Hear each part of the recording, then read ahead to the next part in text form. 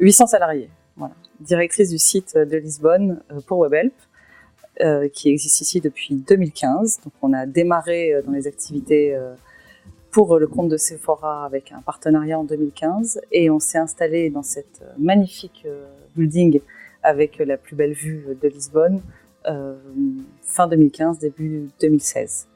On est arrivé ici avec un partenariat fort avec EasyJet et qui nous a permis de tout de suite nous implémenter avec des très beaux volumes sur une expertise internationale pour un grand airlines.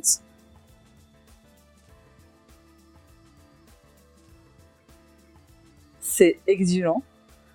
C'est un exercice difficile puisqu'on est, difficile en tout cas passionnant avec le fait de bien servir et de s'assurer quotidiennement qu'on honore les KPI pour nos clients et donc pour 20 comptes clients pour lesquels on va dire qu'il y a en moyenne 3 ou 4 langues à opérer et donc autant de marchés et de consommateurs à satisfaire.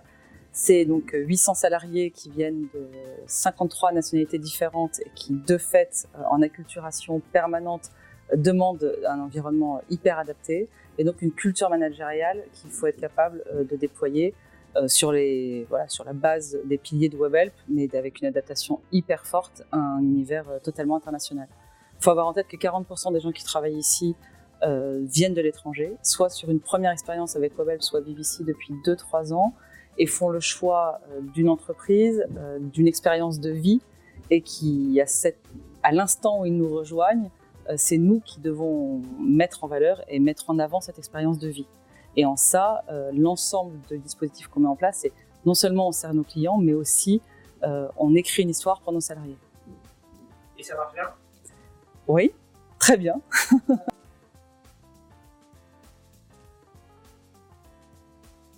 Alors déjà, le premier indicateur, ça va être d'aller recruter les personnes dans les bons délais qui vont répondre à nos attentes. Et quand on se dit, on a un planning sur toute l'année sur lequel on fait le prévisionnel des personnes qu'on va avoir à recruter par nationalité, par type de profil, avec des compétences commerciales, avec des compétences GDS quand on cherche des agents de voyage. Et une fois qu'on est capable de sourcer et de répondre aux attentes de nos clients, on est déjà en train de se dire que ça fonctionne plutôt bien. Et ensuite, c'est pas parce que c'est bien fait que ça peut pas être mieux fait. Et ce qui fait qu'on est toujours en train d'essayer de voir comment on peut simplifier notre parcours de recrutement et aller en même temps être capable d'évaluer les compétences d'une façon les plus certaines possibles qui vont nous garantir qu'à l'arrivée, c'est-à-dire au moment de l'intégration, on va être en face du profil qu'on recherchait. Et comme on recherche et qu'on a beaucoup de processus de recrutement qui sont directement à l'étranger, on a une part difficile à mesurer liée au fait que les entretiens se passent beaucoup par Skype et qu'ensuite, sur une partie, on va dire, de ce qu'on appelle ici la behavior et tout le système de comment je vais m'intégrer en entreprise, on peut quand même avoir des déceptions. Et typiquement sur des populations du nord de l'Europe, on peut avoir des premières approches et des phases d'entretien qui sont très satisfaisantes et arriver ici avec des profils qui vont être assez inadaptés à la vie d'entreprise.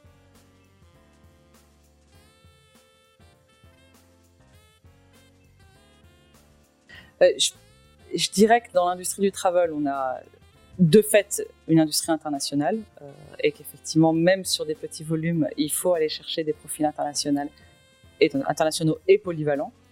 Qu'on va chercher beaucoup de polyvalence sur du multicanal, que ce soit des vecteurs écrits, oraux, que ce soit aussi de la compétence client et de la compétence sales, et que de ce fait, on va chercher des niveaux d'éducation assez élevés et de personnes qui vont être très intelligentes. Et aujourd'hui, pour un compte client comme Mr Fly, on sait qu'on va chercher des gens qui vont avoir des bonnes capacités d'apprentissage et ensuite, on va être capable d'apporter l'ensemble des compétences qui permettent de devenir agent de voyage. Et donc, on a écrit des parcours de formation qui permettent, sur un temps 1 jusqu'à 4 mois pour les plus rapides et 1 an pour les personnes pour lesquelles on a besoin d'asseoir plus longtemps chacune de ces compétences, deviennent avec nous agents de voyage.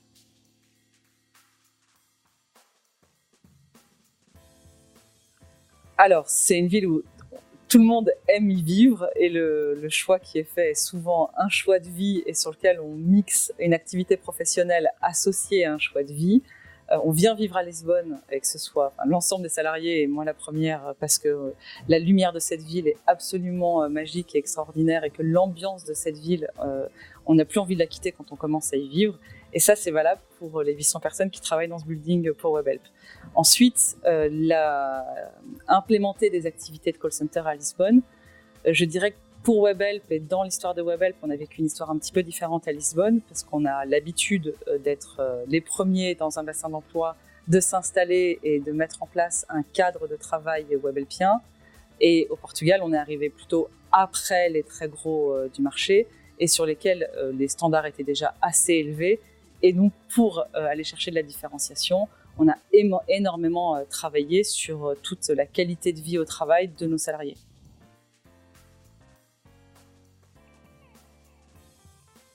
Il y a plusieurs choses. La première chose, je pense que j'avais avec moi, en tant que personne, j'arrivais avec l'histoire de Webhelp, puisque j'ai rejoint Webhelp en 2005, avec des convictions fortes sur la façon dont on a travaillé, et on a évolué et grandi à côté de Frédéric Olivier et maintenant Vincent, Alexandre et Ludovic. Et de ce fait, la façon de voir l'interaction entre un boss et ses employés, c'est quelque chose, je pense, où j'ai apporté la façon dont j'évoluais au siège. Et de cette façon qui m'est parue totalement évidente dans l'histoire de Webhelp était quelque chose de totalement différenciant au Portugal, où le management portugais est beaucoup plus traditionnel, conventionnel, etc. Et ce qui fait que ça a été les premiers feedbacks très forts des employés et le retour immédiat de ce niveau de satisfaction des salariés sur cette proximité qui existait, cette accessibilité des managers, nous a fait dire que c'était le bon axe de travail pour continuer à développer nos activités comme ça. Ce qui fait que ça devient notre marque de fabrique et qu'on est aujourd'hui très fiers de mettre en place ce système managérial. Donc, on va dire, je suis arrivée avec et aujourd'hui, c'est l'organisation qui s'est construite autour de ça.